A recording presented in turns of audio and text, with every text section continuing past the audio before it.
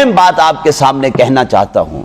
جتنی روایات حضرت معاویہ کی شخصیت کو مجروح کر رہی ہیں، جتنی روایات عمرو بن العاص کی شخصیت کو مجروح کر رہی ہیں، جتنی روایات بنو امیہ کے قبیلے کو مجروح کرنے کے لیے ہیں، ساری کی ساری جھوٹ کے پلندے اور من گھڑت روایات ہیں صرف ان شخصیات کو مجروح کرنے کے لیے.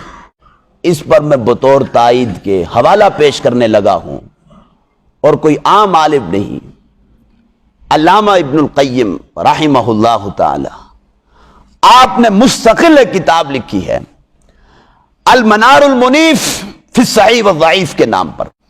علامہ ابن القیم آپ نے اس میں لکھا ہے وَمِن ذَلِكَ الْأَحَادِيثُ فِي ذَمِّ مُعَاوِيَةَ، کہ جتنی بھی روایات حضرت معاویہ کی مذمت پر ہیں، وَكُلُّ حَدِيثٍ فِي ذَمِّهِ فَهُوَ كَذِبٌ، فرمایا کہ حضرت معاویہ کی مذمت بیان کرنے والی تمام کی تمام روایات جھوٹ کا پلندہ ہے.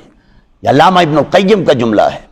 اور پھر اس کے بعد کہا وَكُلُّ حَدِيثٍ فِي ذَمِّ عَمرو بن العاص فَهُوَ كَذِبٌ، کہ جتنی روایات عمرو بن العاص کی شخصیت کو مجروح کرنے کے لیے گھڑی گئی ہیں، ساری کی ساری جھوٹ کے پلندے ہیں، جھوٹ پر مبنی روایات ہیں.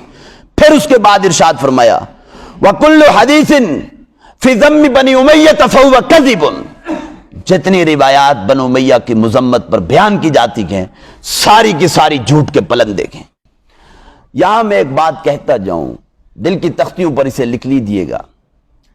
تاریخ مرتب ہوئی ہے بنو عباس کے عہد حکومت میں. کس کے عہد حکومت میں بولیے؟ اور خاص کر کے ہارون الرشید کے زمانے میں.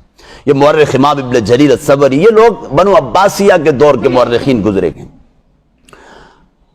ہارون الرشید نے اپنے دور حکومت میں یہاں تک اعلان کر رکھا تھا میں شیعان علی میں سے ہوں، اور ہمارے عہد حکومت میں جو شخص بھی بنو امیہ کی تعریف کرے گا، حکومت وقت پر اس کی کوئی ذمہ داری نہیں ہے، اسے قتل کر دیا جائے گا. جب حکومت کی طرف سے ظاہر بات ہے کہ آج اگر نواز شریف کا تختہ الٹ کر عمران خان پر سر اقتدار آیا ہے، تو عمران خان کیا نواز شریف کے کسی اچھے کام کی بھی تعریف کرے گا؟ آج تک سنی ہے؟ یہ ہمیشہ سے حکومتوں کی روش رہی ہے. جب بھی ایک حکومت دوسری حکومت کا تختہ الٹ کر برسر اقتدار آتی ہے، پھر اس کی خوبیوں کو بھی خامیوں میں بدل کر بیان کیا جاتا ہے. ایسا ہوتا ہے کہ نہیں؟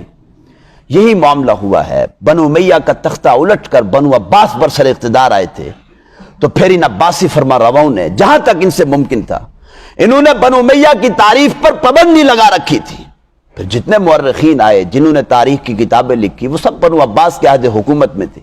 انہوں نے پھر بنو امیہ کو بدنام کرنے کے لیے جو رتب و یابس جہاں سے ملا ہے اپنی کتابوں کے صفحات سیاہ کیے، اور بنو امیہ کی شخصیات کو مجروح کرنے کے لیے مواد امت کو فراہم کیے، اور بنو عباس کے فرما رواؤں کو خوش کرنے کے لیے، حکومتوں سے پیسے بٹورنے کے لیے، اور حکام سے اپنی تعریفیں ان کی زبانوں سے جاری کروانے کے لیے جو کچھ ہو سکتا تھا، انہوں نے بنو امیہ کی مذمت پہ بیان کیا.